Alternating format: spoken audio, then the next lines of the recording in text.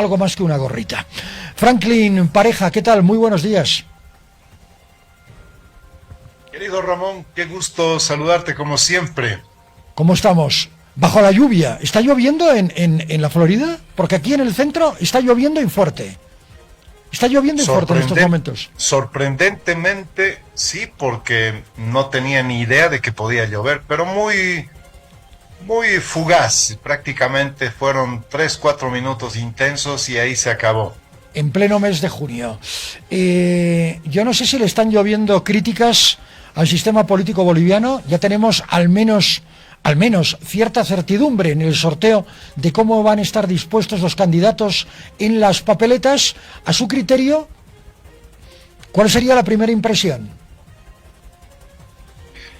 Bueno, lo primero que uno tiene como idea es de que las fuerzas políticas, o por lo menos las conformaciones políticas, definitivamente han decidido continuar en la competencia, algunas con muy poca probabilidad, pero están insertas en la papeleta, y eso significa de que de aquí en adelante, pues este diseño va a permanecer hasta el final, lo cual, si realmente hubiera primado algo más de, no sé, pragmatismo, racionalidad, algunas fuerzas quizás se hubieran excusado, pero claro, como también en Bolivia esto supone la pérdida de la sigla, y la sigla ya has visto que forma parte de un mercado electoral muy boyante en momentos electorales, entonces tienes una papeleta muy extensa, con mucha oferta, y además no necesariamente con renovación, que es fundamentalmente lo que la ciudadanía en su mayoría pues se reclama. Tú ves una boleta que prácticamente es muy parecida a la de los años 90 parcialmente. Y esto ya te muestra cómo el sistema político boliviano no ha sabido reconstituirse, oxigenarse, remozarse, pero sobre todo renovarse, ¿no? Así que una papeleta muy avejentada, con un papel nuevo, pero con figuras, yo creo que frisada en el tiempo. Usted habla de con mucha oferta. En economía, la principal ley de la economía de mercado es si hay oferta y demanda. ¿Está respondiendo la oferta a la demanda? Pues esto va contra la ley de la economía, porque en realidad es una oferta no solicitada, es una oferta que no está cotizando alto en el mercado electoral. El mercado electoral pide otra cosa. Es como si el mercado te pidiera agua y le estás entregando cerveza. Bueno, pues no sé, realmente cuando uno entra a una situación y a un momento electoral, en momentos sobre todo de crisis, pareciera que aparecen muchos oferentes con ideas renovadas, pero que vienen en un empaque antiguo. Y entonces no solamente se trata de cambiar las ideas, sino también el completo, el paquete completo. Es un momento de crisis, es un momento no solamente donde hay que pues resolver los problemas que más le afectan a la población, que es la economía, pero también es un momento donde hay que restaurar la moral pública, hay que revolverle al país una cierta seguridad interna, porque a la crisis múltiple que es económica, social, política y medioambiental, ahora se suma la crisis de seguridad. Es un país que no ofrece estándares razonables de protección interna a su misma población. Entonces, si el domingo fueran las elecciones, las condiciones materiales están muy complicadas, no se puede acceder a todo el país, no hay posibilidad de locomoción normal porque tampoco hay combustibles, no solamente bloqueos, sino del combustible escasea, hay puntos de bloqueo, hay zonas liberadas de presencia del Estado, no se ha resuelto el tema del financiamiento para el voto en el exterior, que es más de 1 millón de bolivianos, muchas cosas que todavía están pendientes y el tiempo apremia. Entonces, todo esto viene aparejado a una oferta tan extensa de supuestos solucionadores, ¿no?, que pueden resolver el problema, cuando en realidad muchos de ellos son causantes del problema.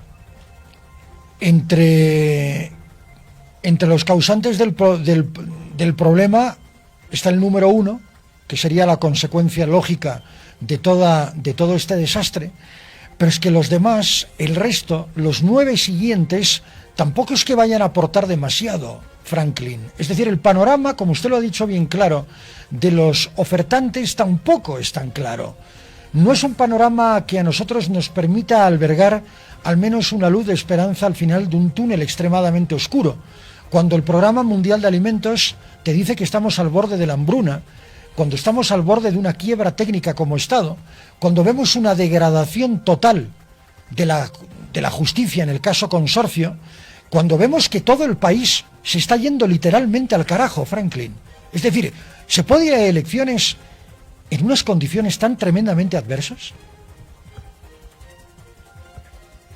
Bueno, obviamente que las condiciones no son las mejores, no solamente en cuestión normativa, tampoco solamente en cuestión de oferta, es decir, me refiero a la cantidad de candidatos, ni tampoco en cuestiones materiales.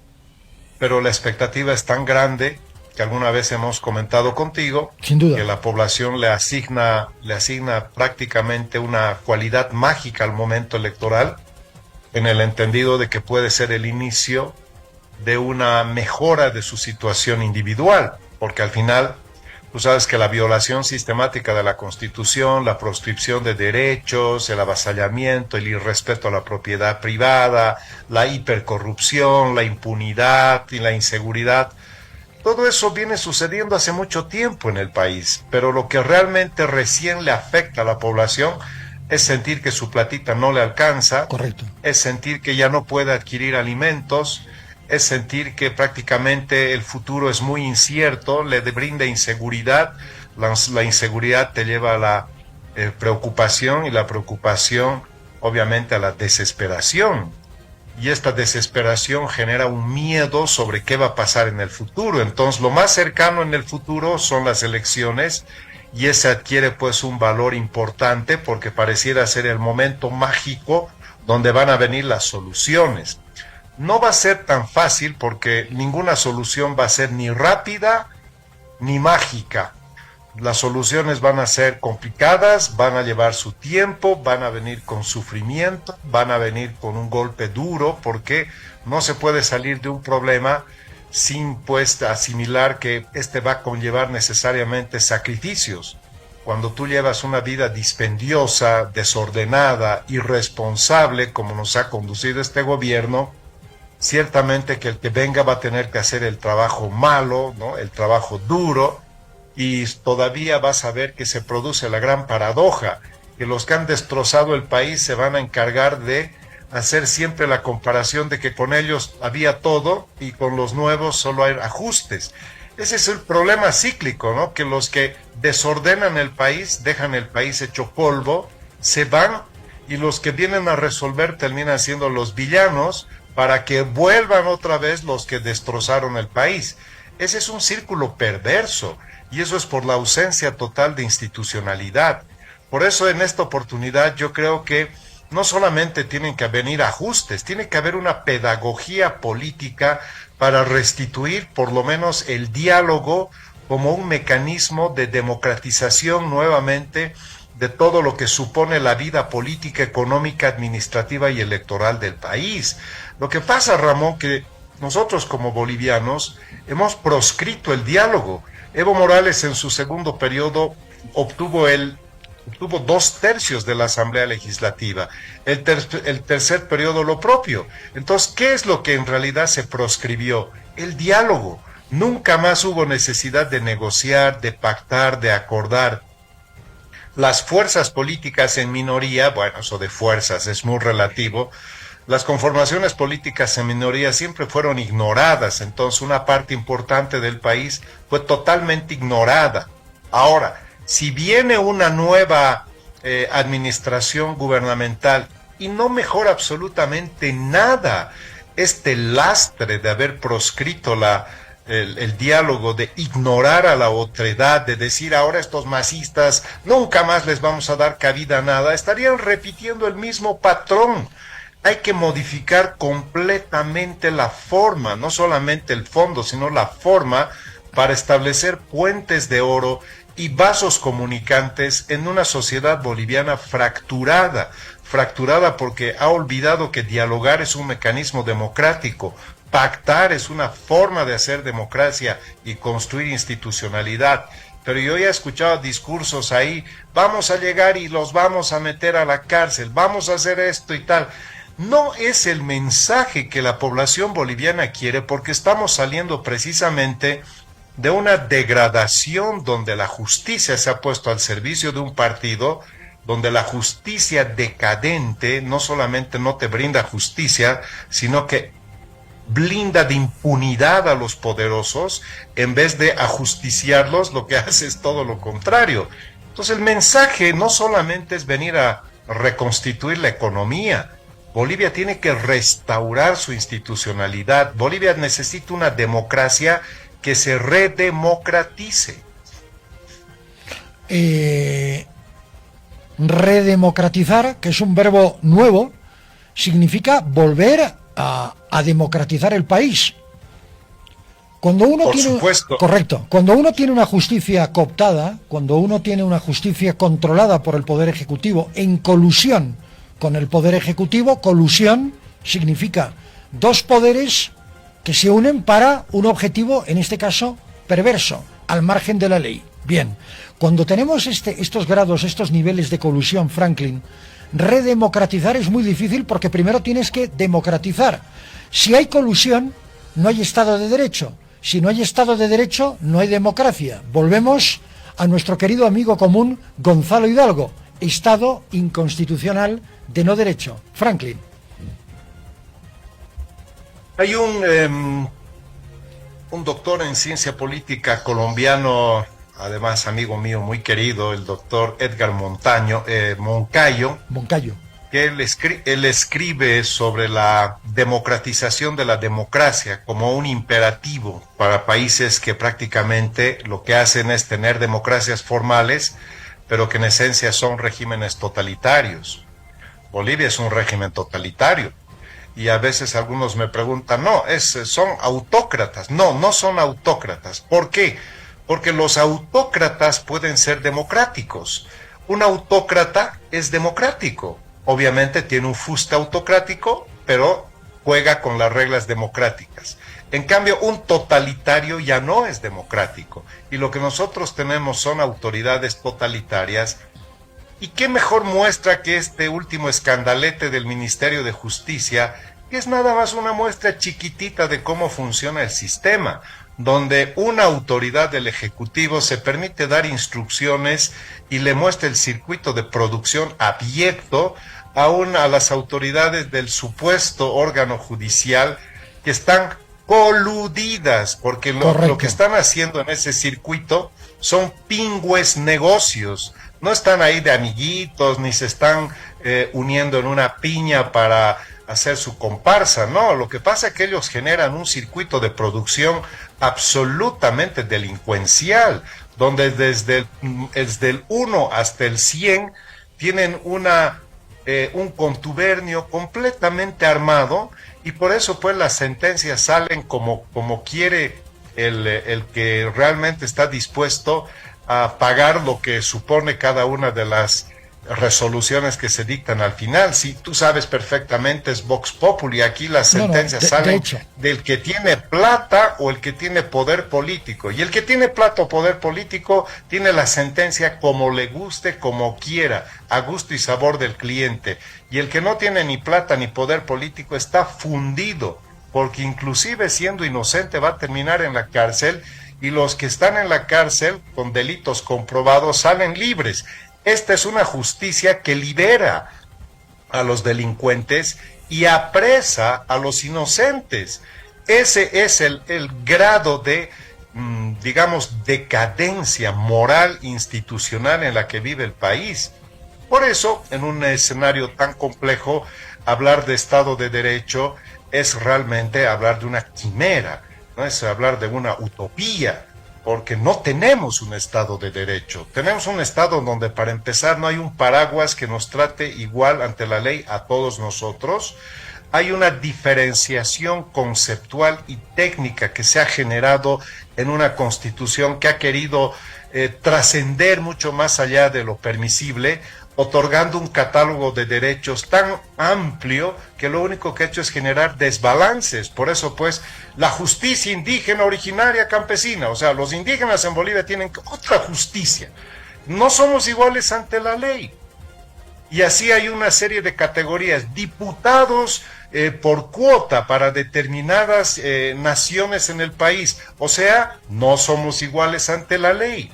Porque esta impronta absolutamente postiza, que en su momento ha tratado de dar un halo de inclusión, lo que ha generado es un desbalance. Es lo mismo, universidad para los indígenas. Oye, esto me recuerda al apartheid de Sudáfrica, cuando en realidad las universidades, por eso es universidad, universitas, universal, debería ser para todos, exactamente lo mismo para todos. Este proceso de cambio es una forma lo que ha interesante. hecho es generar desniveles, ha generado desigualdad ante la ley, ha generado un proceso fascistoide de una racialización política a la inversa. Bueno, no hay eso de a la inversa, ¿no? Simplemente hay los que tienen supuestamente una supremacía y empiezan a actuar con rasgos fascistas. Entonces, Bolivia necesita, querido Ramón, no solamente resolver su problema económico, tenemos que resolver nuestro problema de nuestra realidad, desde nuestra visión antropocéntrica. Tenemos que replantearnos como bolivianos qué somos, qué queremos ser. Mientras hay una parte de Bolivia que niegue a la otra Bolivia, inoculada desde las esferas del poder, ¿qué es eso pues de que a estos cambas, a estos croatas, a estos extranjeros? O sea, hay una parte de Bolivia que cree que la otra Bolivia es extranjera, que es forastera, que es invasora, que es colonial. Seguimos hablando de colonial, y no, ya han pasado más de 500 años y seguimos en la mente con que el colonialismo, el imperialismo, inoculando odio, división en la mente de nuestros niños, de nuestros jóvenes, que piensan que somos un país permanentemente asediado, que nuestra pobreza, nuestro rezago y nuestro atraso no es culpa nuestra, es culpa del imperio o culpa de la colonia. Entonces, todo esto requiere un nuevo modelo educativo, por ejemplo. ¿Qué? Hacer una transformación y una revolución educativa y dejar de meterles odio a los bolivianos, como por ejemplo con el caso chileno. Seguimos metiendo en la mente de los niños que hay que recuperar el mar, que los chilenos son nuestros enemigos, cuando los chilenos ya han pasado la página hace más de un siglo y están haciendo grandes negocios con el mundo. En este aspecto educativo, Franklin, quiero hacer especial hincapié, porque ayer Samuel Doria Medina, candidato a la presidencia por Unidad, planteó un nuevo modelo educativo justamente basado en todo lo que usted está diciendo, en quitarle esta estigmatización colonial a todo el proceso educativo, a todo el sistema educativo. A mí me pareció bastante coherente lo que dijo Samuel. Tengo algunas diferencias conceptuales que ahora mismo no toca tratarlas, pero en líneas generales me pareció un modelo educativo acorde al siglo XXI, sin duda ninguna, utilizando las nuevas tecnologías, apoyando mucho la innovación en educación, que de eso se trata, modificando el sistema universitario, dándole más apoyo a la educación vinculada directamente con la salud. Es decir, coherente me parece y mucho el planteamiento de Samuel, el de ayer. Mira, yo no escuché, pero ese es el punto medular que debería ser transversal en la plataforma programática de todas las fuerzas. Coincido. Si tú ves el PIB per cápita de Corea del Sur, hace 30 años era casi igual al nuestro, y hoy por hoy está jugando en las grandes ligas, no porque han decidido entrar al campo de la tecnología, sino porque ha habido una revolución educativa que los ha hecho saltar etapas del desarrollo. Y solamente por ponerte un ejemplo, Correa, si tú crees que Evo Morales es un autócrata, es porque no lo conocen a Rafael Correa. Ese sí que es de agárrate. Ese ha convertido la policía en una guardia civil prácticamente en el Ecuador. Un hombre absolutamente durísimo. Pero tenía una diferencia sustantiva con Chávez, con Morales particularmente. Y con Maduro. Que era un académico y que inició una revolución educativa importante en su país. Y tuvo leyes de fomento a la educación muy importantes, muy ambiciosas. Le elevó el listón de sus universidades por la exigencia y la rigurosidad a niveles realmente bastante elevados. Cambió el modelo educativo e hizo de que realmente ese sea el verdadero motor para la renovación y la transformación societal. Porque el único vehículo que transforma una sociedad es la educación. Claro que fue súper duro introducir estándares de altísimo nivel educativo en una sociedad que tenía estándares medios. Eso pasaría en Bolivia si a alguien se le ocurre hacer eso. Podría llegar a pasar. Pero tiene que haber un costo porque si no, nunca vas a empezar. Es lógico. O sea, Bolivia no se puede permitir 50 años para decir, en 50 años vamos a tener otro país. No. Necesitamos en 10 años empezar a ver otro país y en 20 años necesitamos un país transformado. Para eso necesitamos políticas de Estado y no políticas de gobierno.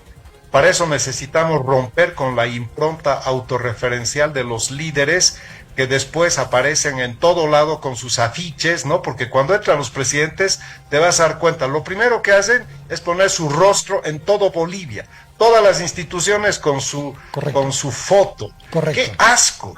No necesitamos verlos en la foto, necesitamos verlos trabajar. No necesitamos hacerles un culto como si fueran próceres del país. Solamente tenemos 2 próceres y punto, ahí se acaba.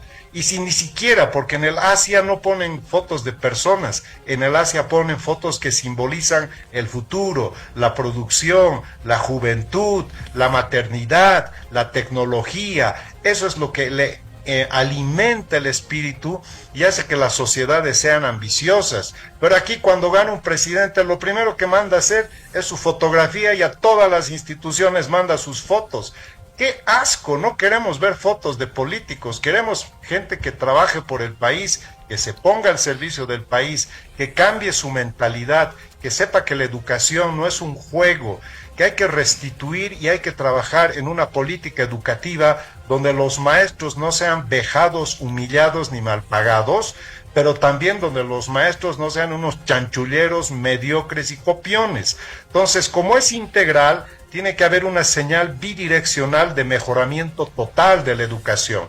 No vamos a mejorar el país simplemente bajando la inflación o volviendo a hacer aparecer dólares. Tenemos que bajar esta inoculación de odio en la que vivimos, donde una parte de Bolivia se cree con derecho a decir lo que le da la gana. En el Alto queman la bandera de Santa Cruz y nadie dice nada. En Santa Cruz queman la huipala y todo esto estalla por los aires. Ambas cosas son absolutamente execrables, ambas cosas son censurables, pero no se tratan con la misma vehemencia ni firmeza, y eso te muestra un país dividido, donde además la visión andinocéntrica privilegia tanto una cultura sobre otra. ¿Y en qué quedó pues la plurinacionalidad? ¿En qué quedó la revalorización cultural si seguimos viviendo de la rémora de la colonialidad? Es complejo el trabajo que necesitamos hacer y tú ves esas fotos de 10 personajes que tienen ideas de que ya va a haber pronto gasolina y va a haber diésel y pronto va a haber dólares. Bueno, el problema no es ese, el problema es que no hay diésel, no hay gasolina, no hay dólares, porque somos un país que no hace los deberes y cuando tiene la posibilidad de hacerlo, no tiene las capacidades, porque Bolivia pudo haber hecho cosas extraordinarias. Hemos tenido más de 100.000 millones de dólares, pudimos haber ampliado la base productiva, diversificado la economía, saltos del desarrollo. Tenemos un gran potencial humano, parece una retórica memorística, una frase cliché. No, Bolivia tiene, está muy bien, pero no lo aprovechamos. Está muy bien, Franklin. Ahora, volvemos rápidamente a la papeleta. Son las 8 de la mañana con 13 minutos. Es la primera vez en 20 años que en esa papeleta no figura Evo Morales. Bueno, ese es el punto diferenciador de estos 20 años, que es la primera vez en 20 años donde el movimiento al socialismo aparece con un candidato que no necesariamente expresa y no tiene ese arraigo popular, porque el movimiento al socialismo, que además está soldado al instrumento por la soberanía de los pueblos, tuvo un lema y una concepción y una visión de vida y una cosmovisión. ¿Qué dijo el mundo rural cuando se creó el instrumento por la soberanía de los pueblos? Nosotros vamos a votar por nosotros. Ese fue el lema, por eso nació el instrumento por la soberanía de los pueblos. La historia de los partidos políticos en Bolivia son construcciones que siempre se han hecho en las urbes y por sectores de clase media. Entonces, el movimiento al socialismo es un instrumento que ha nacido en el campo, en el mundo rural, y después se ha irradiado al mundo urbano. Lo clásico fue que en el mundo urbano se crearon los partidos políticos y trataron de irradiarse en el mundo rural y no lo lograron. Por eso muchos partidos políticos son exclusivamente urbanos en Bolivia, y te hablo de partidos históricos, con excepción del MNR, que ha debido ser el que más irradiación tuvo por muchas razones, por el pacto militar campesino, por el cogobierno, por las medidas estructurales de revolución, en fin. En cambio, el movimiento al socialismo ha sufrido un secuestro, ha sufrido un rapto. ¿Sabes cuál fue? El movimiento al socialismo nació en el mundo rural, se expandió al mundo urbano, pero cuando llegó al mundo urbano, una serie de figuras progresistas fracasadas que nunca obtuvieron nada en la vida, se subieron al coche popular y entonces ahí le inocularon esta visión de izquierda, porque el instrumento por la soberanía de los pueblos no era no tenía una visión marxista-leninista.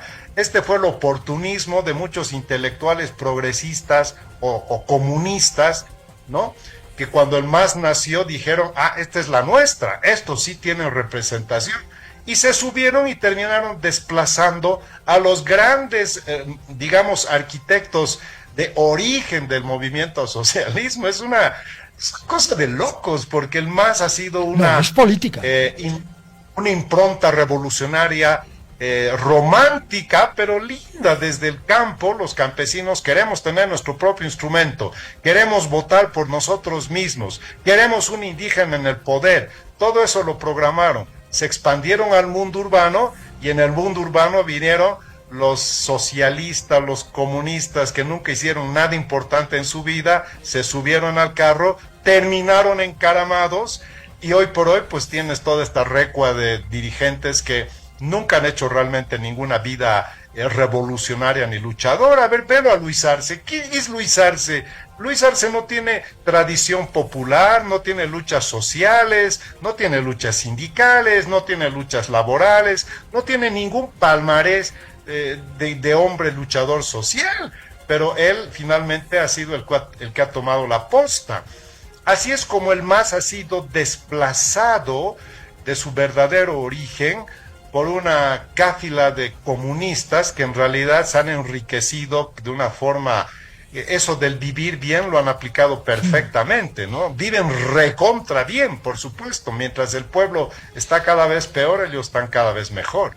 Franklin Pareja, muchísimas gracias por haber compartido estos minutos, sus minutos, esta mañana. Lo valoro muchísimo, Franklin. Muchas gracias. Un abrazo grande, querido Ramón. Hasta pronto.